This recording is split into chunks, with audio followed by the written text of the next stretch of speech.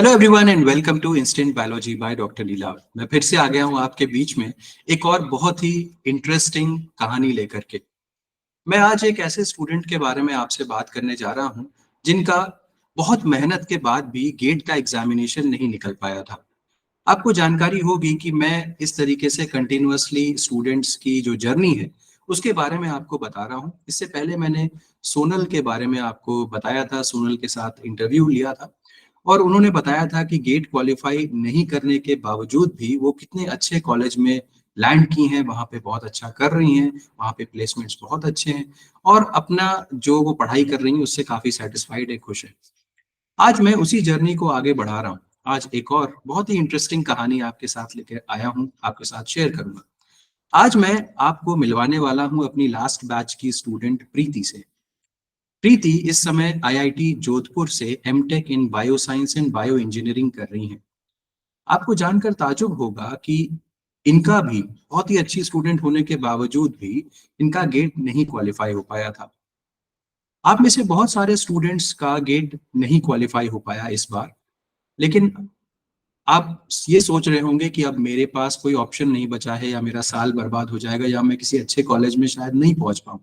मैं उसी जो फीलिंग है आपकी उसी को खत्म करने के लिए ये प्रयास कर रहा हूँ।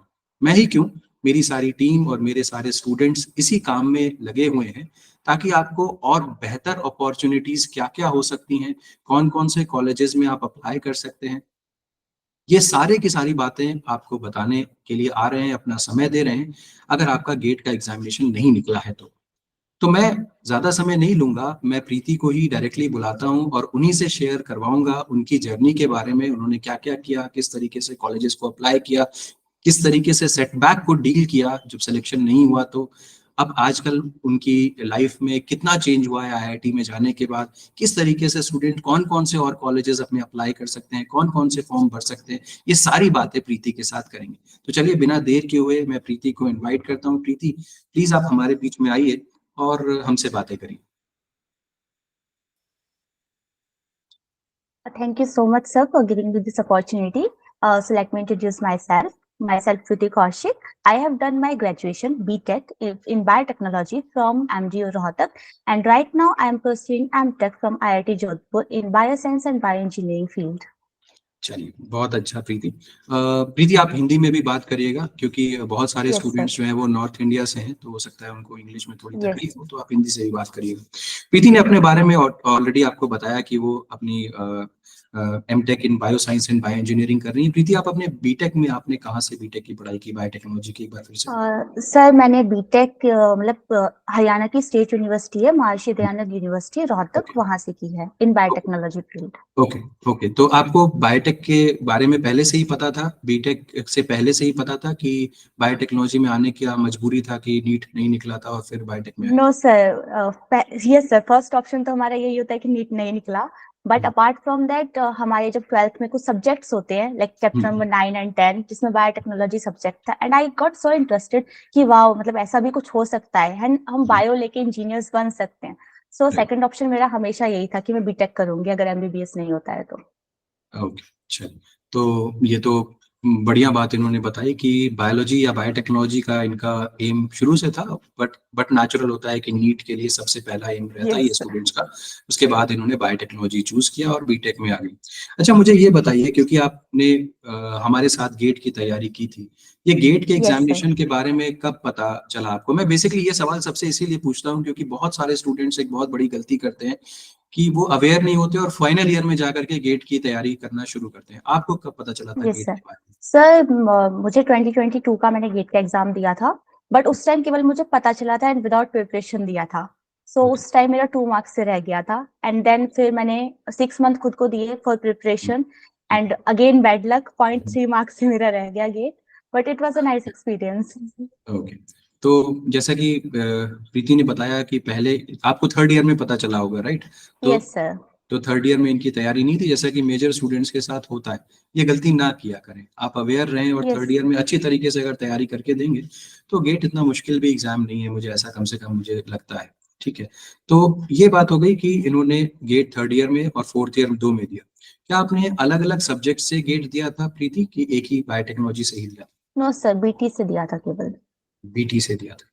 तो आपको हम लोगों के क्लासेस वगैरह के बारे में कब पता चला था? आपके फाइनल ईयर में पता चल गया था कि थर्ड ईयर में पता चला? यस सर, फाइनल ईयर में मैंने आपका पेज को पहले से फॉलो करती थी, बट कभी हम्म। भी क्रैश कोर्स वगैरह का इतना ध्यान नहीं दिया था, क्योंकि हम लोगों को लगता है कि खुद से कर लेंगे, बट नो, मुझे बायो प्रोसेस इंजीनियरिंग से हमेशा डर लगता था, बट आपका कोर्स लेने के बाद I love bio process engineering.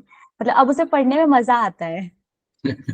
चलिए, ये तो बहुत सारे स्टूडेंट्स का ये मानना है। सोनल ने भी आपको बताया था कि बायो प्रोसेस इंजीनियरिंग का जो बैच चलता है उसके उससे बहुत सारे लोगों को फायदा होता है। बायो प्रोसेस इंजीनियरिंग ही नहीं, जो क्रैश कोर्स चलता है, जो मेन 6 महीने का कोर्स है, प्रीति को पता ही होगा कि 6 मंथ्स का जो कोर्स चला था उसमें कितने यस सारे सर। लोग, कितने सारे अलग अलग आईआईटीज में सेलेक्ट हुए। इनफैक्ट प्रीति जानती भी होंगी कई सारे लोगों को, क्योंकि अलग अलग यस आईआईटीज में सर। वो गए हैं। कैसा एक्सपीरियंस था प्रीति आपका हमारे साथ पढ़ने में? कैसा लगा आपको? किस तरीके का? सर बहुत अच्छा था, स्पेशली आप जिस तरीके से हमें छोटी छोटी चीजों पे ध्यान देते थे जो कि एक्चुअली एग्जाम्स में आती हैं, और प्लस आप साथ के साथ मतलब बच्चे पे नहीं छोड़ते कि वो खुद से रिवीजन करेगा, आप प्रॉपर रिवीजन करवाते हैं, कभी टेस्ट लेते हैं। सो अच्छा लगता है कि हमारी प्रिपरेशन साथ के साथ हो रही है, माइंड एक्टिव है। बोरिंग तो आपके लेक्चर्स कभी नहीं होते। और थोड़ा ये बताइए प्रीति, आपका गेट क्वालिफाई नहीं हो पाया, इतनी मेहनत आपने की थी, मैंने भी ऑब्जर्व किया था कि आप क्लास में बहुत अच्छा कर रही थी आपको। और जो बायो प्रोसेस इंजीनियरिंग का जो मेन टॉपिक था, जहाँ से मेजर क्वेश्चंस आते हैं, आप उसमें काफी कंफर्टेबल हो गई थी, पर आपका यस सर। गेट का एग्जाम नहीं निकल पाया। तो आपने कैसे उस प्रेशर को डील किया? क्योंकि आसपास के लोग आपसे एक्सपेक्टेशन बहुत ले लेते हैं, और फिर एक्चुअली सर, मतलब, तो आपकी फैमिली ने कितना सपोर्ट किया, आपने किस तरीके से उसको टैकल किया, उसके बारे में बताइए।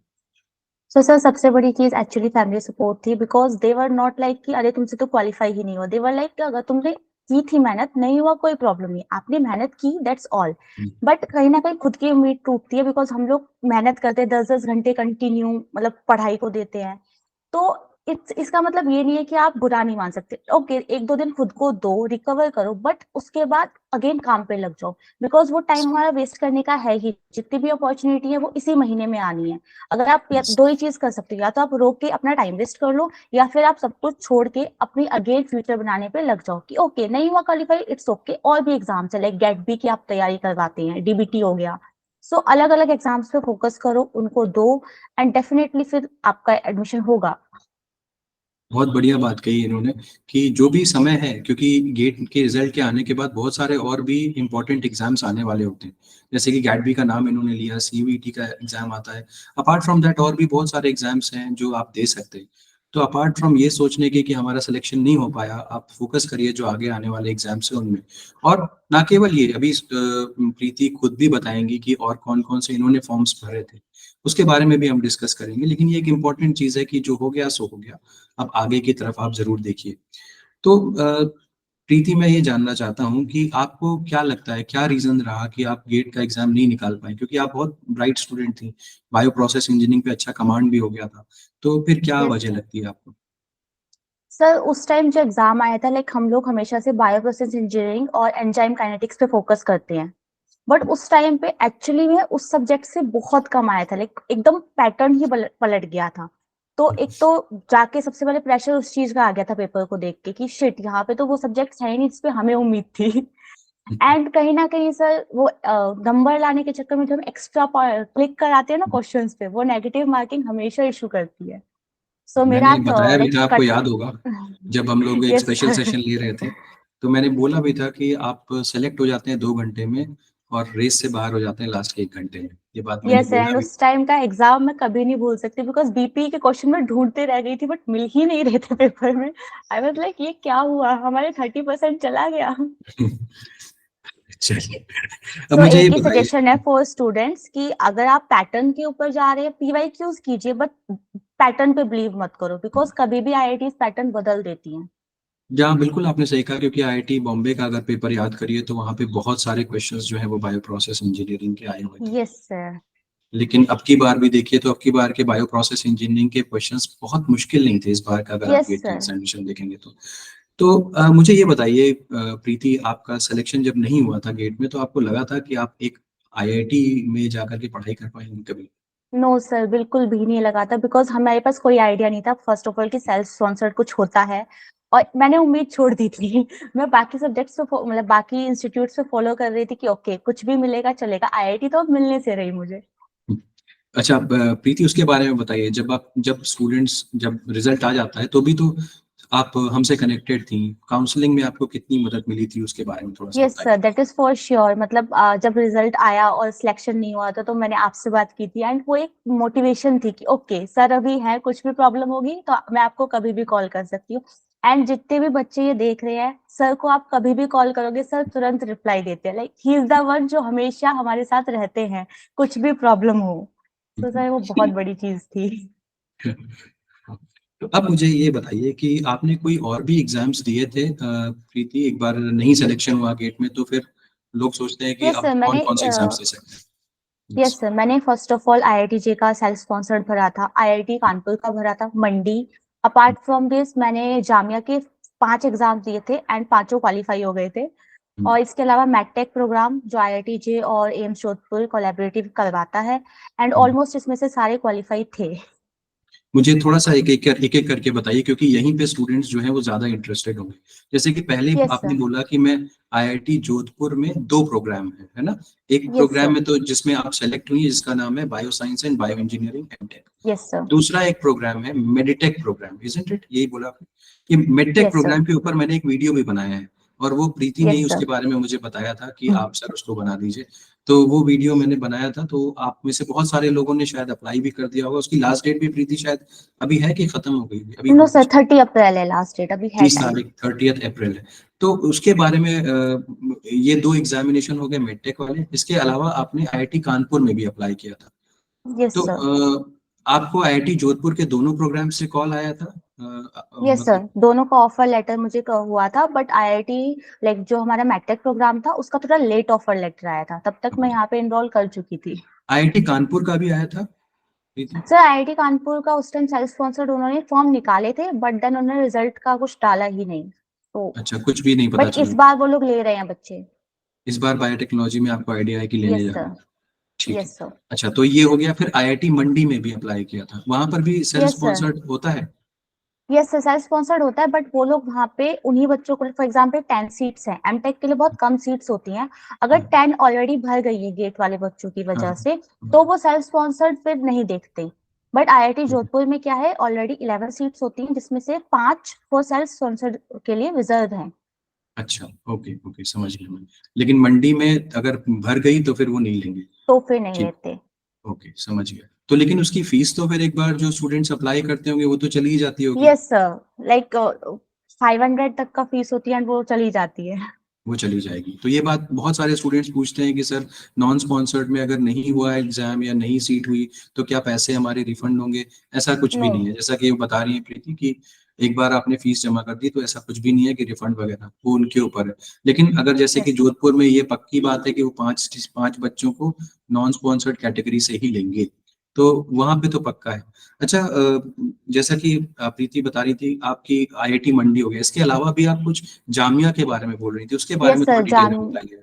यस सर, जामिया मिलिया इस्लामिया जो कि दिल्ली में है। जी। तो उसके मैंने टोटल 5 एग्जाम्स दिए थे, 2 फॉर कौन कौन एमबीए से, थोड़ा एंड सा सर बताएंगे? दो, एमबीए इन हेल्थ केयर, अच्छा। एमबीए इन हॉस्पिटैलिटी मैनेजमेंट, जी। Apart from this MTech nano technology hmm. और MTech in environmental science, okay और एक एमएससी वायरोलॉजी का था, बिकॉज ओके। वायरोलॉजी एक अच्छा सब्जेक्ट है। एंड सबका एग्जाम बहुत लाइक अगर आपने थोड़ी सी भी गेट की प्रिपरेशन की है, लाइक नॉट सो मच, अगर थोड़ा और थोड़ा कॉमन जो हमारे कंसेप्ट होते हैं 11th 12th के, तो आप इजीली क्वालिफाई कर सकते हैं। ओके। इसके अलावा भी कुछ दिया था? जामिया के अलावा भी कुछ एग्जाम दिया था आपने? नो सर, इसके अलावा फिर मैंने आईआईटी जे का दिया था, और फिर यहाँ यही। पे हो भी गया। अच्छा, ओके, ठीक है। तो ये सारे के सारे एग्जाम, आपने गैट भी दिया था क्या प्रीति? नो सर, गेट भी देना था बट जा नहीं पाई थी किसी रीजन से। Okay okay. तो इसके अलावा अब की बार का कुछ अपडेट है क्या प्रीति आपके पास कि कौन कौन से ऐसे कॉलेजेस होंगे जो नॉन गेट स्टूडेंट्स को लेंगे? क्योंकि आपने तो एक साल यस पहले सर, किया था। एक्चुअली सर अभी इस बार पिछले साल केवल 3-4 आईआईटीज ने सेल्फ स्पॉन्सर्ड स्टार्ट किया था, बट इस बार आईआईटी हैदराबाद, गांधीनगर, ये सारी यूनिवर्सिटीज अगेन निकाल रही हैं सेल्फ स्पॉन्सर्ड के लिए। एंड बट आपको एक चीज है, आपको वो टाइम टू टाइम देखना पड़ेगा।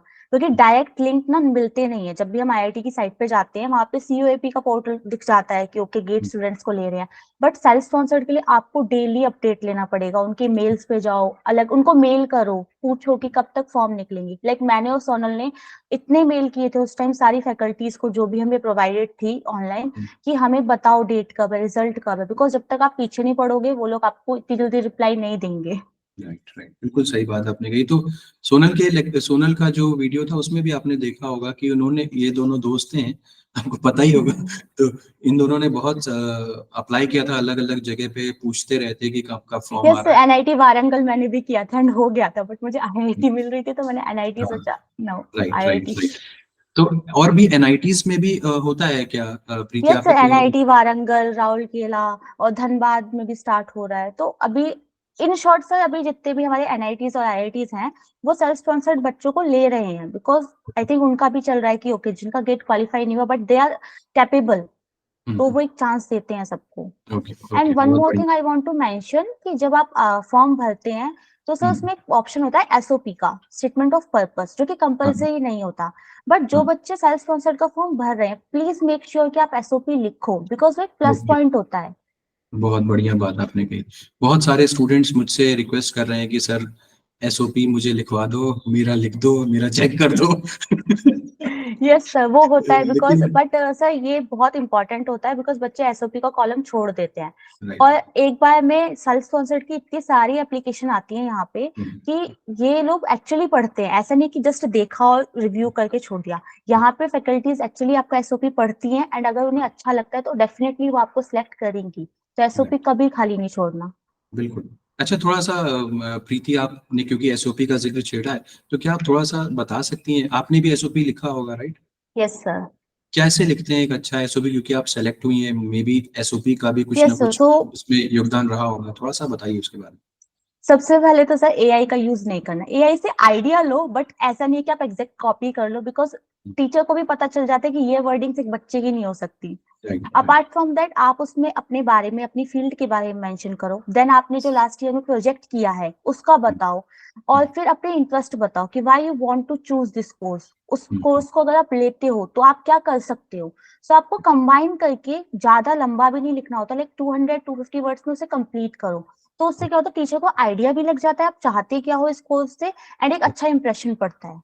गुड, बहुत अच्छी बात आपने बताई। मतलब ये मैं इसके ऊपर किसी स्टूडेंट से डिस्कस करना चाहता था, क्योंकि गेट में भी अब की बार बहुत सारे स्टूडेंट्स को एसओपी लिखना है। बहुत सारे स्टूडेंट्स यस मुझसे सर। रिक्वेस्ट कर रहे हैं कि सर आप एसओपी हमारा लिख दो, मेरा चेक कर दो। बेटा, मैं आपकी हेल्प कर दूंगा यहाँ पे, लेकिन आगे जाकर के क्या होगा, आपको यस अपने सर। से लिखना आना चाहिए, है ना? कि आप क्या क्या सोच पा रहे हो, बेसिकली वो आपकी सोच डिसाइड करती है, और आप अपने बारे में यस। क्या सोचते हो ये आपसे बेहतर और कोई नहीं बता सकता। यस ना सर, कोई ट्रू। टीचर बता सकता है, ना कोई और बता सकता है। आप एंड खुद सर से वन लिखो मोर उस चीज थिंग, को। यस। बट लाइक टीचर्स को भी पता होता है कि यू आर बीटेक स्टूडेंट्स, आपके आप इतना कुछ अच्छा नहीं लिख सकते। सो यस ऐसा नहीं कि वो लोग आपको जज कर रहे हैं उस बेसिस पे कि आपने किस तरीके से चीजें लिखी हैं। यस। आपका उन्हें बस आइडिया चाहते हैं वो लोग कि आप सोचते क्या हो, आपकी क्या एक्सपेक्टेशन है इस कोर्स से। यस, बहुत बहुत बढ़िया बात बताई। तो आप कुछ बहुत अच्छा हाई फाई नहीं लिख पा रहे हैं तो ये मत सोचिएगा कि मेरा सिलेक्शन नहीं होगा, क्योंकि एक बीटेक का बच्चा क्या ही लिख पाएगा। और इनफैक्ट अगर आप यस। बहुत हाई फाई लिख दिए तो आपके ऊपर क्वेश्चन मार्क ही उठ जाएगा कि ये कहीं ना कहीं यस। से छापा है या किसी से लिखवा लिया है। तो वो यस चीज सर। खराब ही हो जाएगी आपके लिए, नेगेटिव हो जाएगी। बिल्कुल ट्रू रहिए, आपका फ्यूचर है ये। आप अपना जितने ट्रू रहेंगे अपने फ्यूचर के बारे में उतना अच्छा है ना? गलत सही यस करके सर। आप सेलेक्ट भी हो गए, फिर उसके बाद पता तो चल ही जाता है ना सबको। ठीक यस है, सर। तो ये हो गया। अच्छा, थोड़ा सा आप ये बता सकती हैं प्रीति की, जैसे आपने आईआईटी जोधपुर के बारे में बताया कि 5 सीटें नॉन स्पॉन्सर्ड या सेल्फ स्पॉन्सर्ड कैटेगरी के स्टूडेंट्स के लिए हैं। क्या आपको बाकी आईआईटीज का भी आइडिया है कि कितनी सीट्स लगभग लगभग रहती हैं जो सेल्फ तो स्पॉन्सर्ड बच्चों के लिए होती है? सर सारी आईआईटीज में सेम ही रूल फॉलो होता है, चाहे वो एकेडमिक हो आपका या फिर सिलेक्शन प्रोसीजर हो। तो हम्म, एमटेक्स में मैक्स टू मैक्स आपकी 12 सीट होंगी, जिसमें हम्म, से 5 सीट मैक्सिमम वो सेल्फ स्पॉन्सर्ड बच्चों को देते हैं। ओके। और इसके अलावा एक चीज जो सर जो मैंने गलती की थी, I would like to mention कि जब हम्म, आप फॉर्म भरते हैं स्पेशली आईआईटी जोधपुर का, तो आपको 3 कैटेगरीज मिलती हैं फॉर्म भरते टाइम। पहले आप एमटेक सेलेक्ट करते हैं, देन 3 कैटेगरी आती है, with TAship, without TAship and self sponsored. तो अगर आपका गेट क्वालिफाई नहीं है तो आप विदाउट टीएशिप भी कर सकते हैं। इससे बेनिफिट क्या होता है कि आपको सेल्फ स्पॉन्सर्ड में नॉर्मल फीस से 25,000 एक्स्ट्रा देने पड़ते हैं बिकॉज आप गेट क्वालिफाई नहीं है। बट विदाउट टीएशिप में आपका गेट तो वो मांग ही नहीं रहे हैं, आपकी फीस गेट वालों के बराबर होती है, जो कि मुझे यहाँ आके पता चली। ओके, तो आप अभी मैं फीस के बारे में आगे बात करूंगा, क्योंकि मैंने सोच रखा है कि फीस के बारे में आपसे डिस्कस करूंगा आगे। यस सर, तो तो फॉर्म आपके भरते हुए हिसाब ये से चीज ध्यान रखनी है। कि टीए शिप, आप ये कहना चाहती हैं कि जो भी नॉन गेट के थ्रू बच्चे आ रहे हैं वो टीए शिप वाला ऑप्शन टिक करें, इजंट इट? ये आपने कहा। No sir, without TAship. Without TAship वाला ऑप्शन टिक करें। टीए शिप वाला लेंगे तो फीस ज्यादा पड़ेगी, विदाउट टीए शिप वाला लेंगे तो फीस कम पड़ेगी। तो टीए शिप में तो फेलोशिप मिलती होगी ना प्रीति? यस सर, टीएशिप वो केवल उन बच्चों के लिए जिनका गेट क्वालिफाई है। उसके अलावा 2 ऑप्शन आते हैं, without okay TAship and self sponsored. तो हम ओके लोगों को लगता है कि हमारे पास गेट नहीं है तो हमें सेल्फ स्पॉन्सर्ड ही भरना है, जबकि ऐसा नहीं है, आप विदाउट टीएशिप भी भर सकते हैं। ओके उसमें एक आपको अपॉर्चुनिटी क्या देती है IITJ, कि अगर आपने ये भरा है तो नेक्स्ट ईयर आप गेट क्वालिफाई कर लो and from your second year आपको स्टाइफंड मिल जाएगा अगर आपका गेट क्वालिफाई हो गया है तो। Okay okay. तो इस केस में क्या फीस कम रहती है आपकी? यस सर, इस केस अच्छा। में जो आपके नॉर्मल बच्चों की फीस है आपकी वही वाली फीस रहती है। तो ऐसा नहीं ओके, है कि आप मतलब, मुझे पता नहीं था इतना डिटेल तो हमने सेल्फ स्पॉन्सर्ड भर दिया था, तो बट आपकी यहाँ फीस आके मुझे ज्यादा ये पड़ चीज रही पता होगी? चली।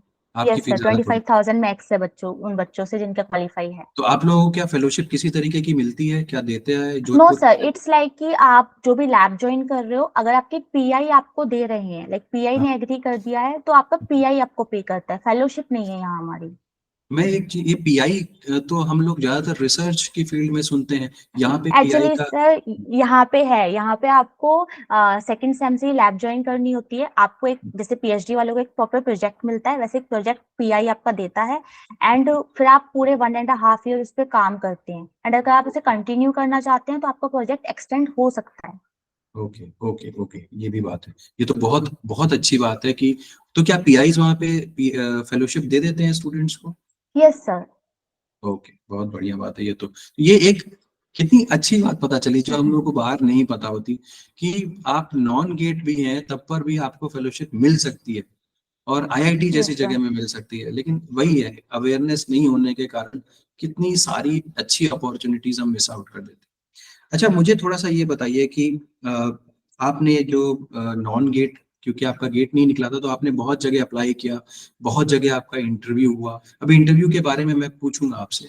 मुझे पहले ये बताइए कि आपने तैयारी कैसे की कि अभी इंटरव्यू फेस करना है या रिटेन फेस करना है, उसकी तैयारी कैसे की, और वहां पे पेपर कैसा आता है? क्या वो गेट जैसा ही होता है, इतना ही टफ होता है, किस तरीके का होता सर अगर मैं रिटर्न पेपर की बात करूँ तो पेपर बहुत इजी आता है। वो आप एकदम बेसिक कंसेप्ट देते हैं आपको एग्जाम में, क्योंकि उन्हें जस्ट आपकी नॉलेज चेक करनी होती है कि आपने थोड़ा सा भी आपको आइडिया है कि नहीं है।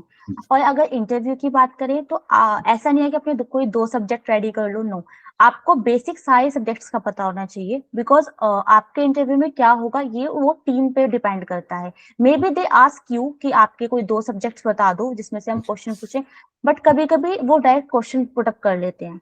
ओके सो आप सारे सब्जेक्ट्स का बेसिक पढ़ो और कोई 2 सब्जेक्ट एकदम प्रॉपर पढ़ लो कि ओके इसमें से अगर पूछा तो मैं बता सकती हूँ। और थोड़ा सा इसके अलावा आपका बीटेक प्रोजेक्ट। ओह वाह, थोड़ा सा मुझे अपने इंटरव्यू का एक आइडिया दीजिए कि आपका, जैसे जोधपुर में आप गई, आपने 2 सब्जेक्ट से इंटरव्यू दिया होगा वहाँ पे, आई बिलीव दो नो सब्जेक्ट से। सर, एक्चुअली मेरे साथ यही हुआ था, जो मेरी वहाँ पे फैकल्टी थी इंटरव्यू के टाइम पे, उन्होंने मुझसे पूछा ही नहीं कि आप किस सब्जेक्ट से देना चाहते हो, अपना बताना चाहते हो। They like continuously asking me questions and जब उन्हें पता चला कि मैंने बीटेक प्रोजेक्ट प्रोटीन में किया है, वो फैकल्टी के 3 टीचर प्रोटीन पे काम कर रहे हैं, सो उन्होंने 15 मिनट्स में ऑलमोस्ट 25 क्वेश्चन पूछ लिए थे मुझसे। ओके ओके सो प्रिपेयर होके जाओ एंड अगर आपको कोई क्वेश्चन नहीं आता है so don't waste your time because faculty को वो कभी अच्छा नहीं लगेगा। आप सीधे अपना आंसर दो या बोल दो कि सर नहीं याद मुझे। ठीक है। तो किस किस तरीके के क्वेश्चंस पूछे थे आपसे? थोड़ा सा एक आधा क्वेश्चंस अगर आपको सर याद हो बेसिक तो। लाइक अमाइनो एसिड्स के बारे क्या में होते पूछा हैं? था।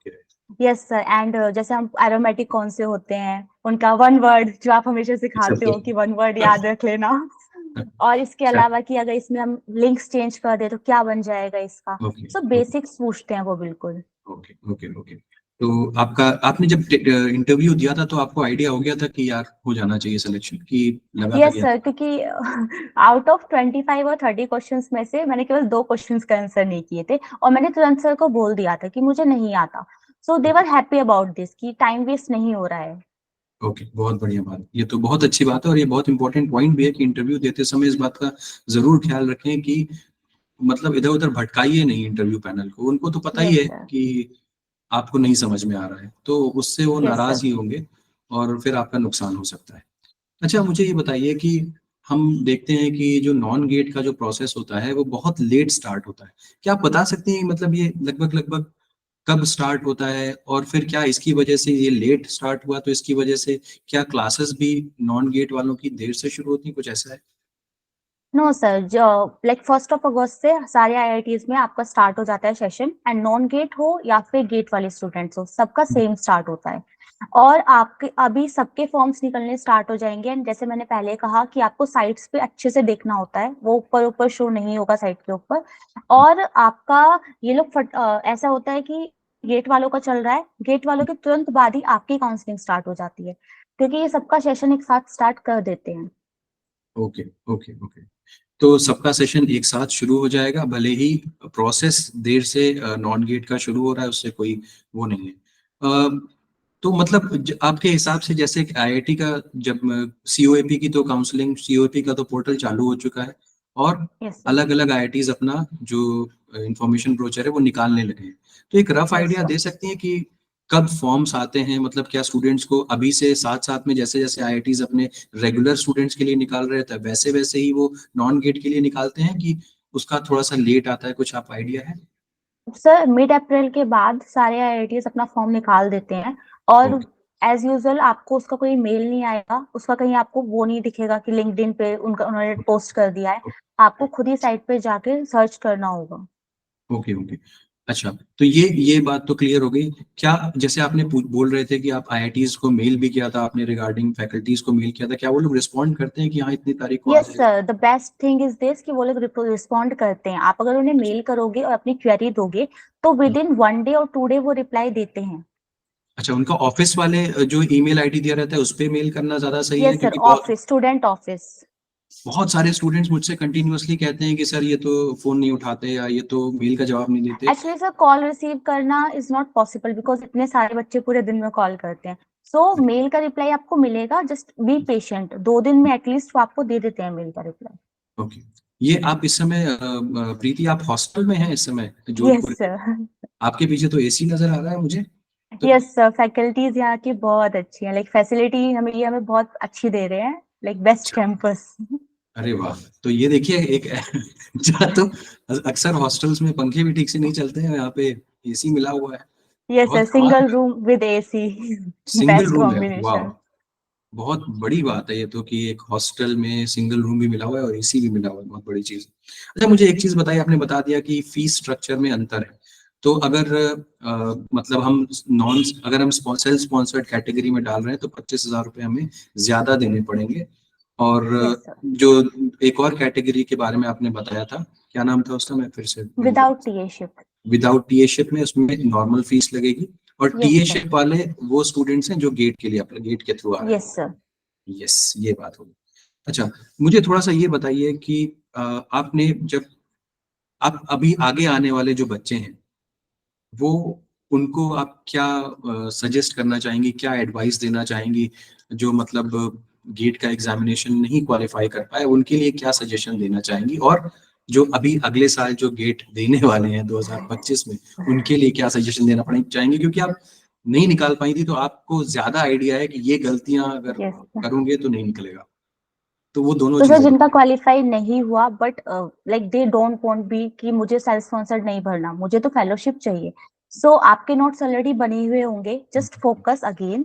और बिना ये नेगेटिव थिंकिंग रखे कि अरे क्वालिफाई नहीं हुआ अब तो कुछ हो ही नहीं सकता, अगेन अपनी कुर्सी बांधो और बैठ जाओ पढ़ने।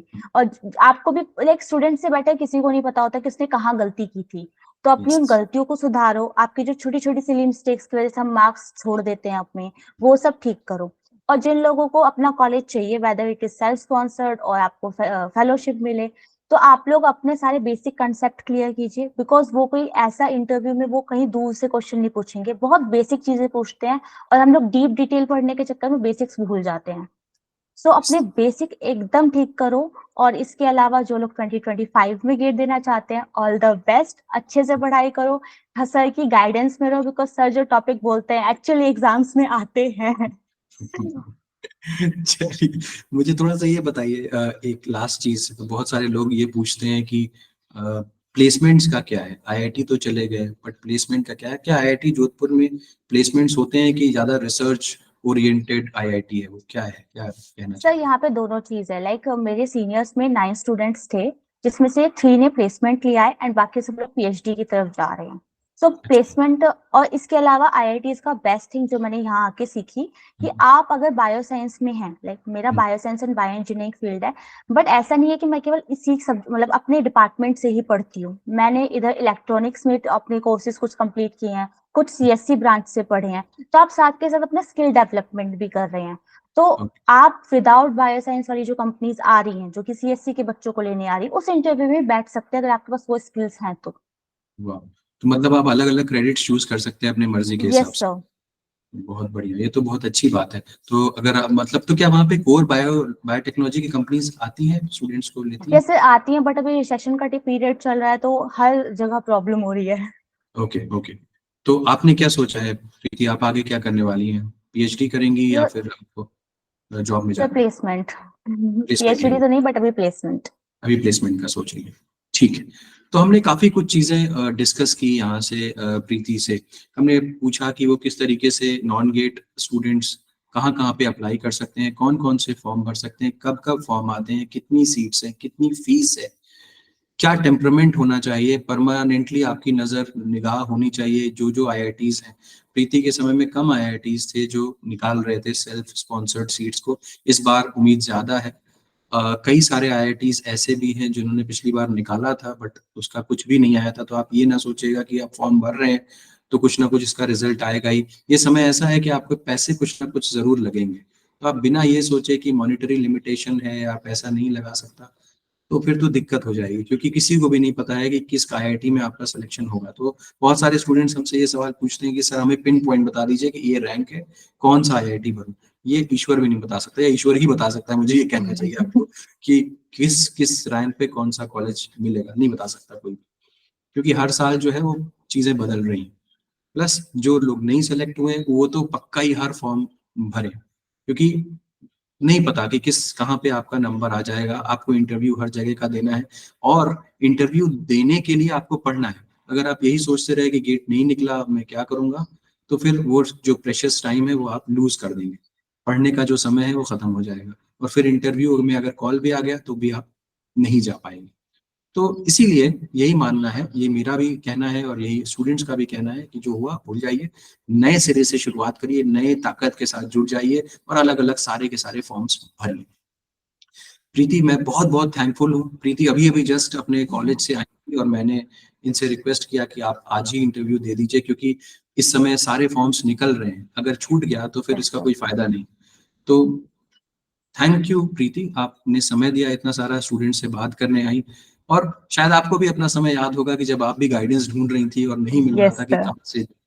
तो आज ये प्रोग्राम जो है, ये सारी चीजें हम आपके लिए इसीलिए ला रहे हैं ताकि जो गाइडेंस मिसिंग था पिछले साल, जो हमने नहीं कर पाए थे, उस कमी को पूरा करें और इस साल आपको सारी चीजें बताएं। थैंक यू अगेन प्रीति, आप हमारे साथ जुड़ी, इतना समय थैंक यू दिया। So much sir. आपको ये वीडियो पसंद आया है अगर आप लोगों को, तो इस वीडियो को जरूर लाइक करिएगा, चैनल को सब्सक्राइब करिएगा, बेल आइकन को जरूर प्रेस करिएगा, और कमेंट सेक्शन में बताइएगा कि आपको ये वीडियो कैसा लगा। हम फिर से एक बार आएंगे किसी नई स्टूडेंट की जर्नी को लेकर के, जिससे आप इंस्पायर हो सकें, जिससे आप मोटिवेट हो सकें। Thank you so much, have a good day.